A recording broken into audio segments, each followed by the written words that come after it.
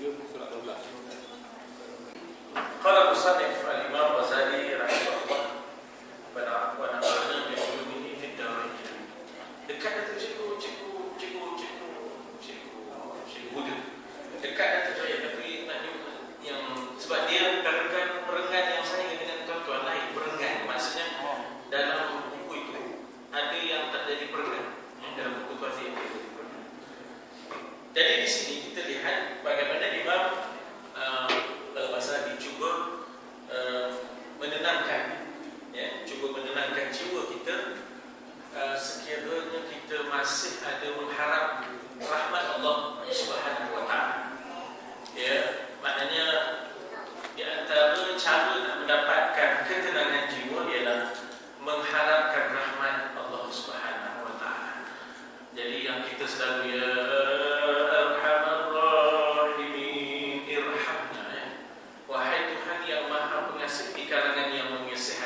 kasihanilah. Dan juga itulah yang kita baca masa tahlil. Dalam tahlil pun kita ada juga, ya tak? Maknanya kita kata warahmatullahi wabarakatuhu alaikum ahlal bait ya arhamar rahimin irhamna. Maknanya kita dalam majlis baru selesai jenazah ataupun dalam majlis yang masih ada jenazah, ketika itu kita memohon rahmat Allah. Ya. Maksudnya apa? Rahmat Allah ke atas keluarga ni, ya, wa rahmatullahi wa barakatuhu alaikum ahlal bait. Ya tak? Dan juga alal mayit, ke atas mayat yang kita nak kebumikan ataupun yang sudah kita kebumikan dan kita yang datang ni. Moga-moga membawa tahlil kita itu menjadi suatu rahmat, akan menjadi rahmatan minka nazilah. Kan dalam doa tahlil itu kita memohon agar tahlil kita ini menjadi hadiyatan minna wasilah wa rahmatan minka nazilah. Tahlil kita ini ya Allah convertkanlah, ubahlah tahlil kami ini menjadi hadiyatan minna, hadiah daripada kami, wasilah yang sampai kepada si mayat, wa barakatan wa rahmatan minka nazilah.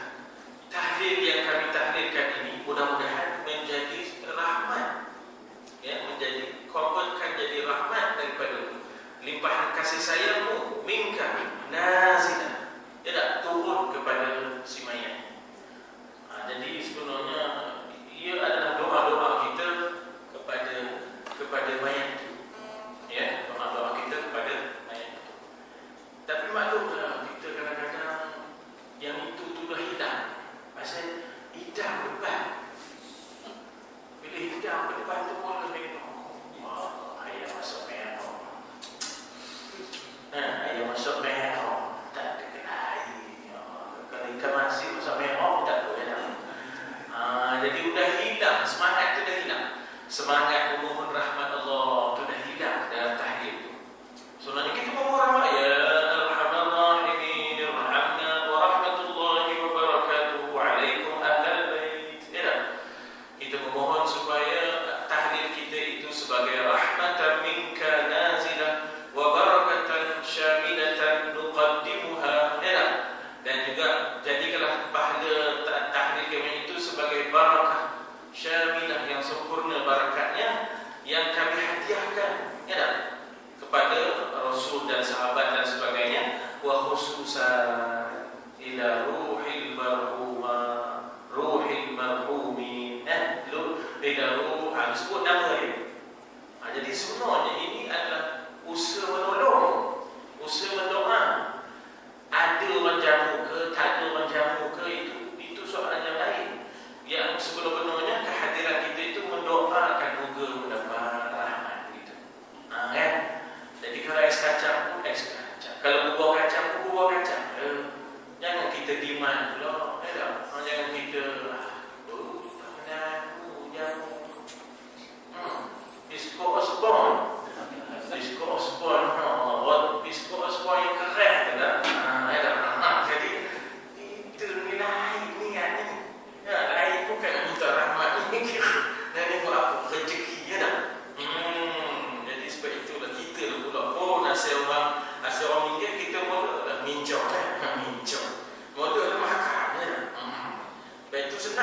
tahu ada ke tak ada. Tiba-tiba ada orang lain datang macam orang tak pernah datang, tiba datang. Ini mesti ada alamat dia dah. Pintu langit terbuka dah ni ya. Jadi ada Tok Syok tu dia tahu tu. Dia pun tanya kepada orang yang tak pernah datang. Dia nangis siap dengan Tok Syok tadi masa tengok doa. Amin. Ya Allah, asyik nak minta rahmat Tuhan turun kepada mayat kita nak mengaji ke bahawa sebenarnya bukan kenduri arwah, kenduri ahya. Arwah kan pula kenduri tahlil arwah, tahlil arwah, walakin al-azimah lil ahya. Kenduri itu sebenarnya adalah untuk ahya yang hidup ini dia bagi Arab bagi azimah azimah itu sebenarnya ialah kenduri azimah Jadi kata di situ Allah mewahyukan kepada Nabi Musa cuba cari kekasih Allah yang meminta rahmat Allah tu, yang pernah satu ketika buat pengen tak elok, tapi akhirnya lantaran dia mengharapkan rahmat Allah, Allah pilih dia menjadi kekasih Allah pasal dia memohon rahmat. Pergilah ke suatu padang di sebuah tempat di sana, di situ telah mati seorang wali. Jadi tentulah Nabi Musa mempunyai jangkaan expectation yang tinggi, high expectation. Ini tentu orang ni rekod dia, smartnya memang high rankingnya tinggi dah, profil tinggi dah. Hadir dan luruskanlah dia. Ketika Musa datang di tempat tu, bila dia tengoknya, ini budak muda yang berhala dari kota tu, yang termasuk dalam 6 jahanam tu lah.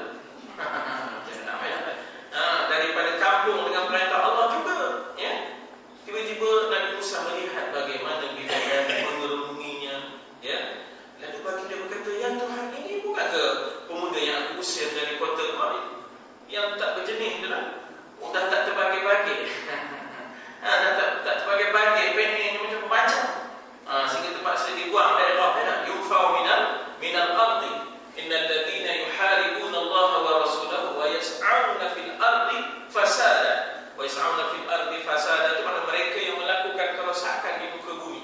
Jadi di antara hukuman ini yang disebut dalam surah Al-Maidah itu ialah yunfau minal ardi, dibuang daripada kota, daripada bumi ini ke tempat bumi yang lain yang terpencil Jadi bukankah ini pemuda yang aku usir dari kota, dari sebuah kampung atas perintahmu juga? Jadi Allah kata, wahai Musa, memang sesungguhnya aku telah merahmati dan mengampuninya. Dulu rekodnya begitu.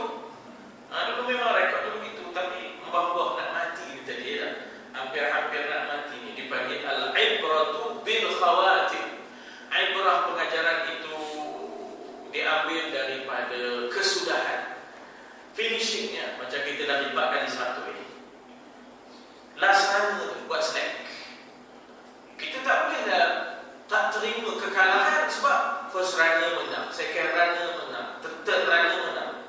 Patutnya 3-1 lah. Ambil kira daripada itu. Tak boleh last runner tu buat slack. Last runner tu buat slack. Walaupun first runner kita, pelari pertama kita Masya Allah dapat leading, pelari kedua leading, pelari ketiga leading. Yang keempat tu masih elok pula dah. Anak ratan apa ni tadi kan? Ratan apa? Zaman-zaman dulu anak ratan apa? Dia buat snack. Jadi kalau tak boleh kita kata kepada referee ke apa benda ke umpire ke, janganlah kira yang last run itu first menang, second menang, third menang. Tak pasal masalah fourth runner tu kan? First, second, third menang. Tapi yang fourth kan?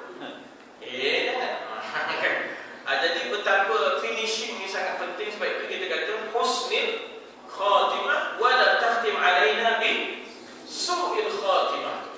Cukup takut finishing dia. Penyudah tu Allah jadi select pula penyudah Jadi maknanya dulu cantik dia, upbringing dia, cara dia membesar cantik dia. Dia turun naik tiba-tiba dia saat akhir tu tak macam mana pula dah dia memang ngidam rupanya. Nala ukra undang terginis install sentai ya dah. Itu yang finishing jadi snack tu ya dah. Ada orang pergi ke Mekah mati di Hong Kong ya dah. Tapi tak ya dah, kita bersangka baik dah. Dia daripada Mekah dia tak terus balik kan. Rupanya dia pergi melaju ke Hong Kong. Ni dalam grup yang ya dah. Oh mati dan suruh di Hong Kong ya. Gambarnya dia cita-cita nak mati Mekah. Mati di Hong Kong ya dah. Bawa balik dah. Berapa belanja? 20,000 ya. Nak bawa balik ya. Mati pun susah, hidup pun susah ya.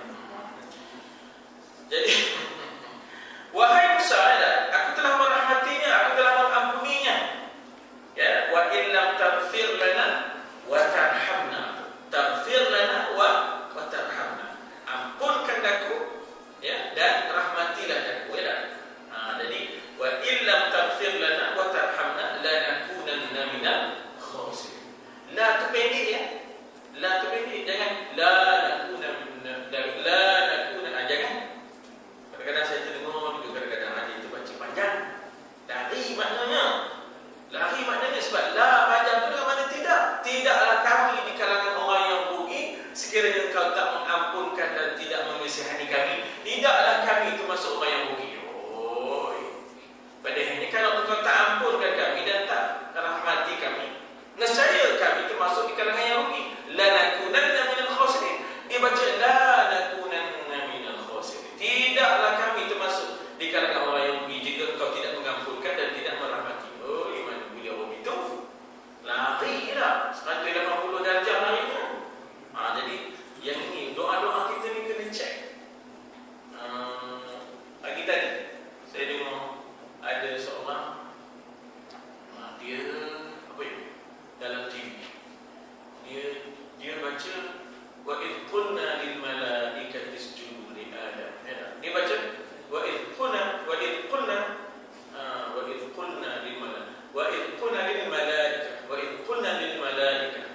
bukan wa id qulna lil malaikah wa id qulna lil malaikah.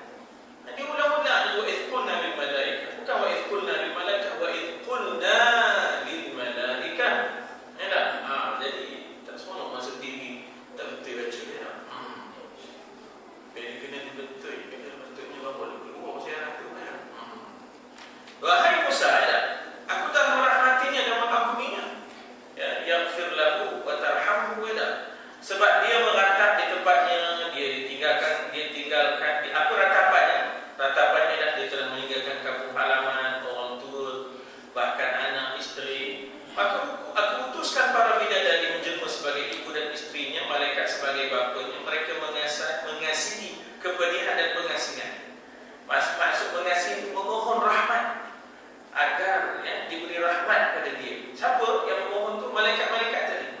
Ya, malaikat memohon agar Allah merahmatinya. Ya, Allah merahmatinya. Jadi sebenarnya bacaan Yasin kita itu pun sebenarnya bacaan Yasin itu kita mohon rahmat Tuhan. Ya, kita dengan bacaan Yasin itu kita tawassul dengan keberkatan surah Yasin. Allahumma bihaqqi Yasin. Ya. Wahai Tuhan, dengan keberkatan surah Yasin, wa bihaqqil Qur'anil Hakim. Ya, dengan keberkatan Qur'anil Hakim. Jadi kita mohon dengan keberkatan Yasin itu. Ya, bihaqqi Yasin agar Allah Ta'ala akan merahmati. Ya, akan merahmati. Jadi di situlah bagaimana sesungguhnya jika orang meninggal di tempat jauh, ahli bumi dan ahli langit akan menangis, mengasihani, merahmati. Siapa sahabat Nabi yang meninggal seorang? Abu Dzar. Abu Darda. Abu Dzar Al-Ghifari. Dia banyak mengasihkan diri. Sudah meninggal jauh pada orang. Ya tak? Jadi maknanya di situ, di sana ada ahli bumi, ada ahli langit yang akan menangisi dan akan menangis mengasihani, maknanya memohon rahmat Allah untuk melimpah ke atasnya. Tapi bagaimana aku tidak mengasihaninya sedang aku Maha Pengasih? Kalau dah yang memohon itu adalah terdiri daripada malaikat-malaikat yang maksum, malaikat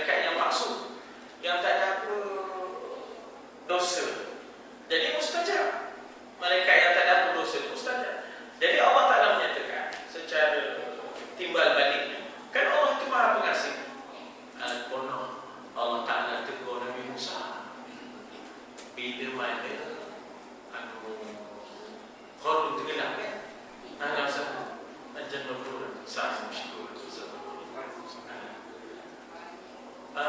Allah kan tenggelam Qarun depan Nabi Musa. Qarun tenggelam sampai ke pinggang. Bukankah memohon Qarun memohon belas kasihan? Ish, kata dia Nabi Musa, biar padan muka kamu tak sedar ke diri. Tenggelam ni. Enak, tenggelam ni. Sampai dah, maknanya kita kata sampai ke paras dada. Lagi minta rahmat. Apa nama ni? Qarun minta kesihanilah. Wahai Nabi, ya Allah, doakanlah pada Tuhanmu, ya terlepaslah aku dari pada tenggelam ni. Jish, kata Nabi Musa. Elok tumpuk. Tidak sebab penuh pula. Jadi Nabi Musa tak terima. Apa tak apa ya? Matilah. Lepas itu kan Allah Ta'ala tegur Nabi Musa. Wahai Musa, aku kalau Tuhan aku minta rahmat sekali pun aku dah bagi. Kau minta sampai 3 kali. Jadi teguran itu adalah teguran kepada Nabi Musa tadi. Jadi maknanya di situ kita dapati bahawa dia ni walaupun tak terbagi-bagi PE-nya, tapi kemudiannya dia masih mencari rahmat Allah. Mohon belas kasihan Allah. Itu yang kita kata Rabbighfirli warhamni. Ampunkan dosaku dan kasihanilah aku ya Allah. Itu yang wa illam taghfir lana wa tarham. Jika engkau tidak ampunkan kami dan rahmatilah kami, kasihanilah kami. Kan kita pun begitu. Kalau kita dah buat salah, tiba-tiba kena tahan. Allah minta maaf cik, minta maaf tu, minta maaf cikgu, minta maaf macam-macam tu, minta maaf tu, macam-macam. Tengok dia tak juga kita punya lesen. Minta lesen. Masa itu kan keluar lagi satu. Kita keluar, Allah kesian saya tu. Pasal getah dan tumpul rasanya. Itu masa getah main. Jangan main kan. Bila polis nahan itu, tak nak apa tu? Itu nak buat apa kan? Bila getah tu, minta maaf saja. Bukan makan tu sapu nombor kita lah kan. Man, dengan berhati man.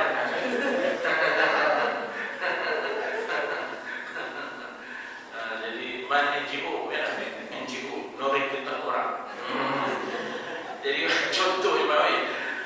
Jadi maknanya bila dah turun tak kesian tu sudah kita turun tu. Kamu masuk kita naik tu kamu nanya aku buat budak ya. Allah. Jadi betapa kita kata bahawa Allah mengasihani ya, Allah mengasihani.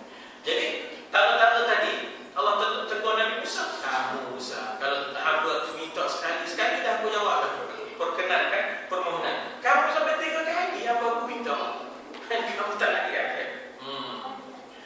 Jadi dikata di situ bahawa macam mana? Jika seseorang menghadapi sakratul maut di permusafiran, barangkali tak ada siapa bersama dia, terlantar, Allah akan berkata, ya malaikati, wahai malaikat. Ini adalah orang asing, gharib. Dalam bahasa Arab, orang asing itu dipanggil gharib. Maknanya orang dagang, sedang bermusafir. Dia tak ada anak, tak ada isteri, tak ada orang tua, ditinggalkannya. Jika dia mati, tiadalah siapa yang akan menangisinya dan meratapinya. Tiadalah siapa yang akan memohon belas kasihan. Tak ada siapa lah yang nak membacakan Yasin. Tak ada siapa lah yang maknanya kita kata memohon supaya diringankan sakarat. Hawwin alaihi fi sakaratil maut. Allahumma hawwin. Hawwin itu maknanya ringankan. Alaina atas kami fi sakarat. Pada kemabukan suasana nak mati itu Lalu Allah menjadikan seorang malaikat menyerupai bapanya, seorang lagi ibunya, seorang lagi anaknya, seorang lagi menyerupai keluarganya. Masuk mereka membuka dan membukakan matanya sehingga dia melihat, ada juga rupanya dalam keadaan sakarat. Dia berasa-rasa ada ayahnya, ada maknya, ada isteri, ada anak. Ini orang kata timbal balik daripada rahmat, timbal balik daripada rahmat. Dan rahmat Allah itu datang daripada mana? Lantaran dia tadi. Kalau kau putus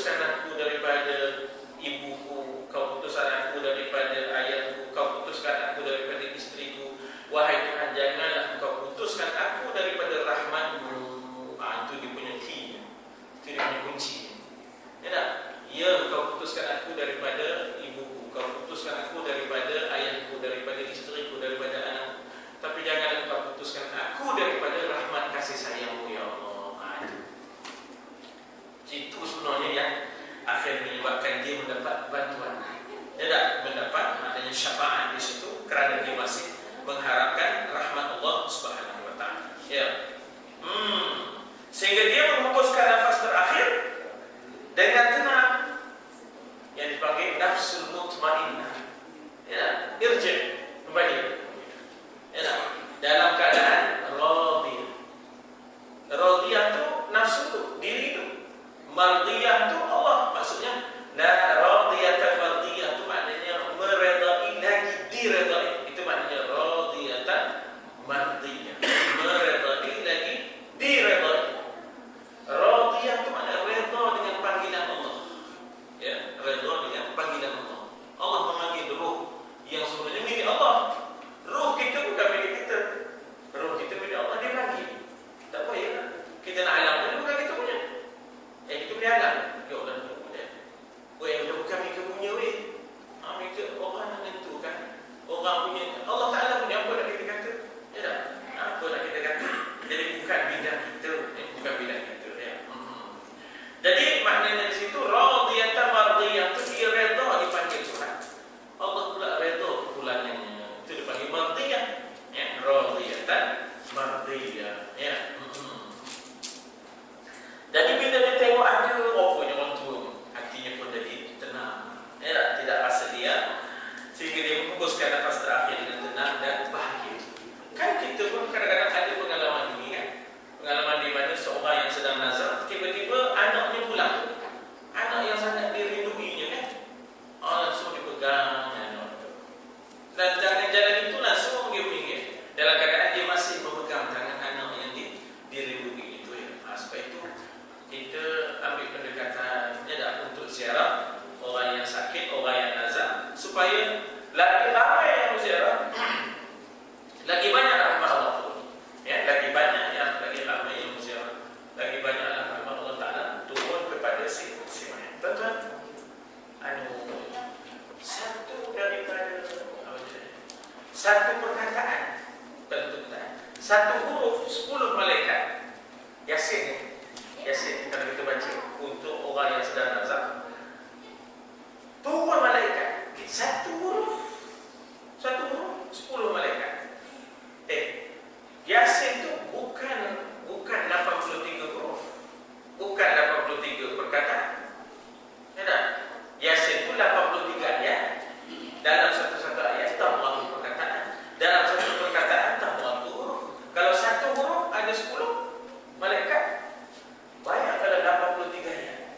Berapa ribu malaikat yang turun mendoakan rahmat kepada orang yang nak meninggal dunia. Aspek itu pula kita dulu baca Yasin. Yang tak nak baca Yasin, itu terpulang. Jangan bergebar juga. Tak nak baca Yasin, itu bergebar. Aku semalam dia mengantur doa belah hulu dapat, belah hulu dapat. Orang baca Yasin ni cerita doa belah hulu, doa belah hulu.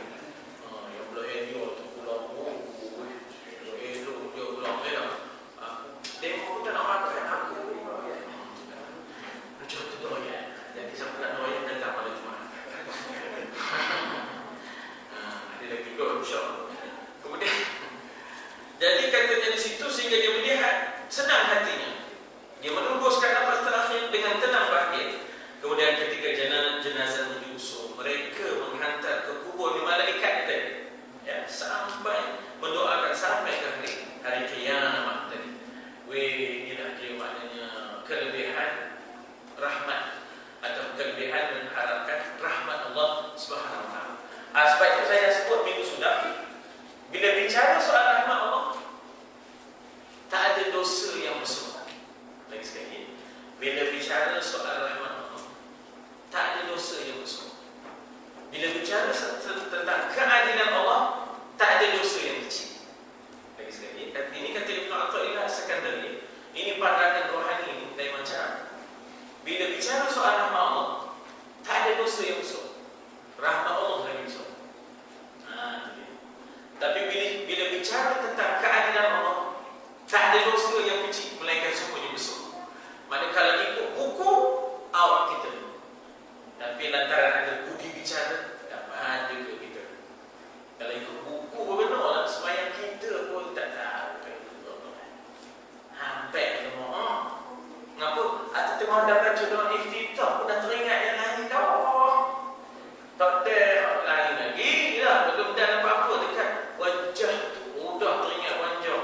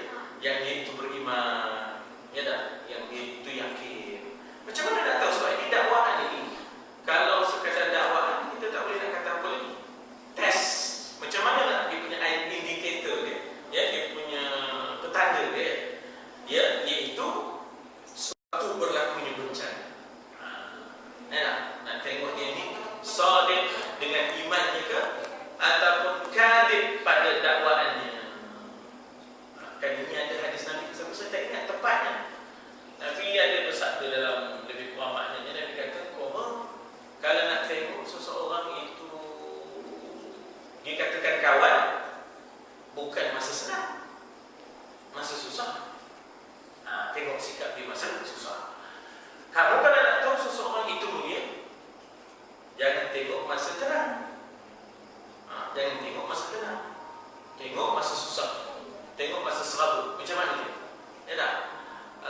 Nak tahu seseorang itu mulia, jangan masa tenang. Tengok masa dia marah. Apa yang keluar daripada mulut dia?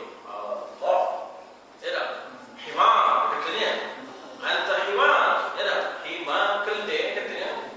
Kalau anta himar lah kan. Kalau kita tak tahu macam-macam keluar ya tak?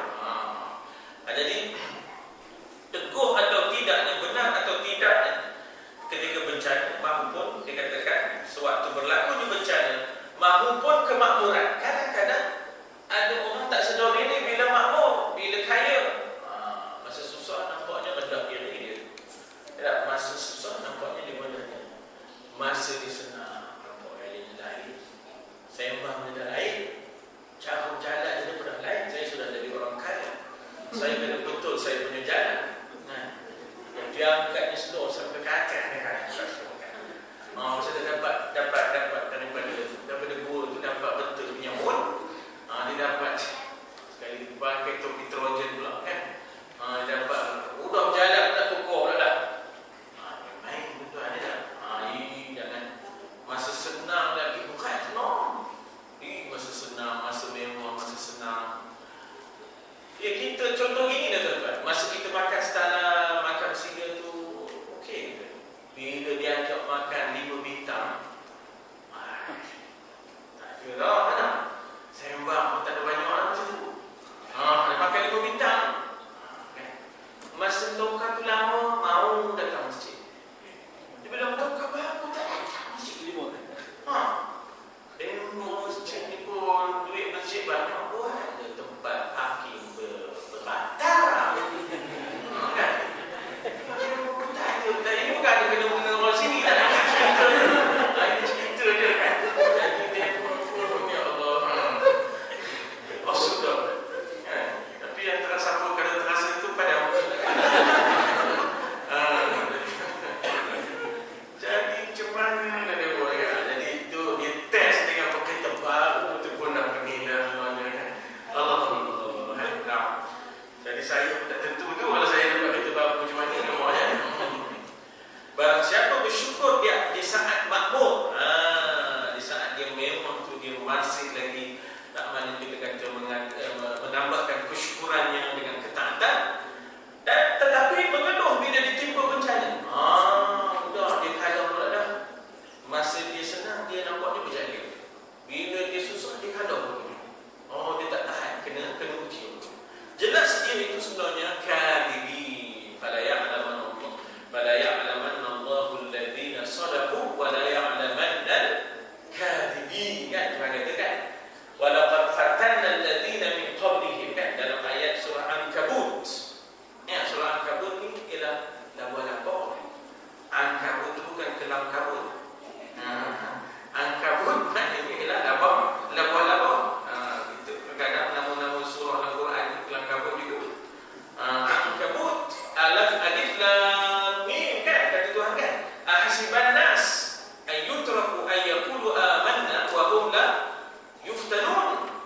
Dan apakah manusia menyangka yang kami akan biarkan sahaja mereka berkata yang mereka telah beriman sedangkan mereka belum diuji. Ingat boleh ke Tuhan lepaskan seseorang sekadar mendakwa mengatakan dia telah beriman sedangkan dia belum diuji. Jadi yang nak tahu iman atau tidak tengok masa ujian. Walaqad fatanna alladhina min qablihim. Demi sesungguhnya kami telah uji orang yang sebelum mereka. Fala ya'lamanna Allahu alladhina sadaqu wa la ya'lamanna al-kadhibin. Daripada ujian itu barulah Allah Ta'ala tahu, pastinya akan ia mengetahui siapa yang benar dakwaannya yang dia beriman, siapa yang hanya berdusta. Siapa yang berdusta kalau ikut pandangan tasawuf, masa senang dia ingat Tuhan, bila susah dia melenting. Bila ditimpa sakit bencana, tiba-tiba dia mengeluh, dia itu tuan-tuan berubahnya. Jangan main-main ni. Ya tak? Jadi begitulah tasawuf melihat dusta itu bagaimana. Ya tak? Meskipun orang mempunyai segudang ilmu, jangan buat main, ilmu saja tak selesai. Tes. Ya tak? Ilmu saja tak selesai. practicality-nya. Nampak betul kan dalam peperangan Uhud kan? Dalam peperangan Uhud, duduk atas tu. Menang ke kalah ke duduk? 70 orang letak atas. Sudah lebur, tinggal berapa orang je? 10 ke 15. Lah itu pakat turun. Ada pakat turun, rasa dah banyak. Reta turun ni, reta dah ditinggalkan oleh musuh. Apa lagi? Nabi kata jangan turun. Menang ke kalah jangan turun, kata Nabi. Itu kalau belum habis perang. Ini dah habis perang, kata dia tu. Jangan. Ya dah, siapa dia? Jabir bin Abdullah. Ketua yang duduk atas tu. Jabir bin Abdullah. Jabir? Jangan turun. Jangan turun. Sejumlah.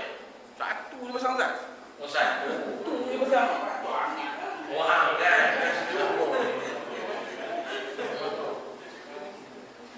Jadi dia mau itu je. Jadi tak ada konyol kita. Tak apa. Dengan baik. Jadi makna dia tadi Jabir kan bin Abdullah, jangan turun ya. Nabi pesan jangan turun, menang ke kalau jangan turun. Itu kalau belum habis perang. Ini dah habis perang. Dia mau turun, mutip ya. Mutip rupanya Sayyidina Khalid bin Walid yang situ belum Islam ni. Rupanya dia datang. Counter attack. Counter attack. Dari belakang ya dah. Waktu mutip-mutip ya dah. Reta Alibaba ni tadi. Apa dilapuk dia dah. Kena serang tu 70 syahid. Ya, 70 syahid dia dah dengan serangan itu ya. Peperangan Uhud. Dan bila dia serang tu dia hit and run. Dia kata hit and run ya dah. Dia serang, dia hit and then dia run. Dia terus balik ke Mekah. Jadi artinya peperangan itu tak ada kesudahan. Peperangan itu tak ada natijah. Sebab Nabi pun tak wafat pun. Tak kata kalah pun tak boleh sebab Nabi ada tadi. Jadi kita tidak boleh kata Uhud itu kalah. Dia masih dalam peperangan yang tidak berkesudahan. Dia peperangan yang tidak berkesudahan. Jadi dikata jangan. Kalau sekedar mempunyai segedung ilmu tetapi mengeluh jika terkena angin bencana. Tak selesai. Belum. Tidak memada. Sungguh tidak berguna ilmu. Sungguh tidak berguna ilmu kalau dia gagal bila berdepan dengan bencana. Tinggi mana melangit ilmu pun tidak. Tapi kalau berdepan dengan bencana, dia punya merancurnya, dia punya maknanya, dia punya metornya. Jadi tak ada maknanya ilmu dan amalan. Allah berfirman di dalam hadis Qudsi. Tengok hadis Qudsi.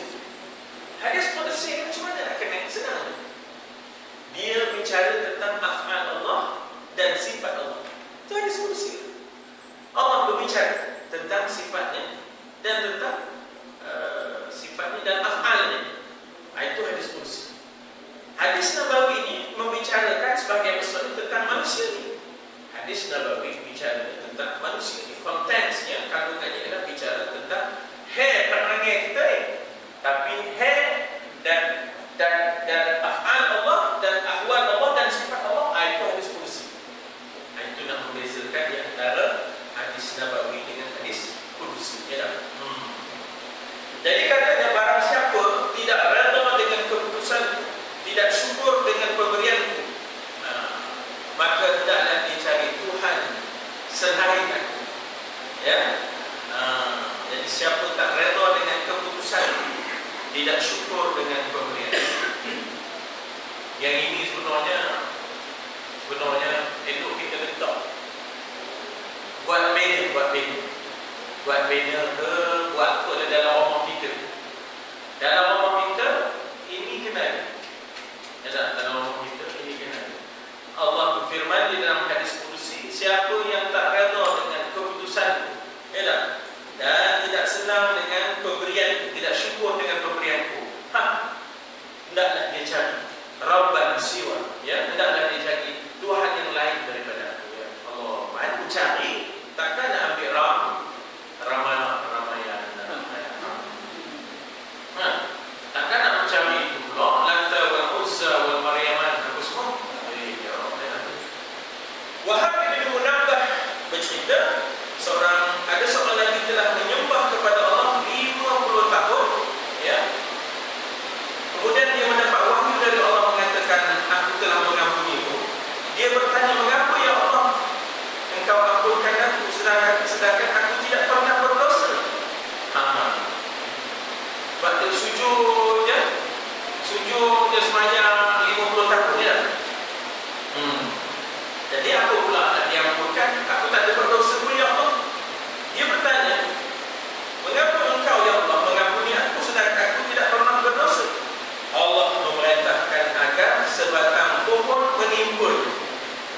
Dia pun kesakitan, tak boleh nak tidur dibuatnya. Sakit kena pokok, kena timpul di pokok itu tadi. Kemudian dia mengadu perihannya kepada Allah. Sakit ya Allah. Ya tak sakit ya Allah. Ya. Maka pohon itu berkata, sesungguhnya Allah berkata kepadamu. Pohon itu mengajar. Pohon itu yang bertasbih, ya tak? Sudahnya pohon itu mengajar dia. Kata dia. Ya tak? Allah sesungguhnya berkata kepadamu bahawa ibadah 50 tahun itu belum cukup untuk menebus keluhan-keluhan kamu. Allah sakit ya Allah. Ya tak? Maknanya hilang alhamdulillah. Hilang hasbunallah wa ni'mal wakil.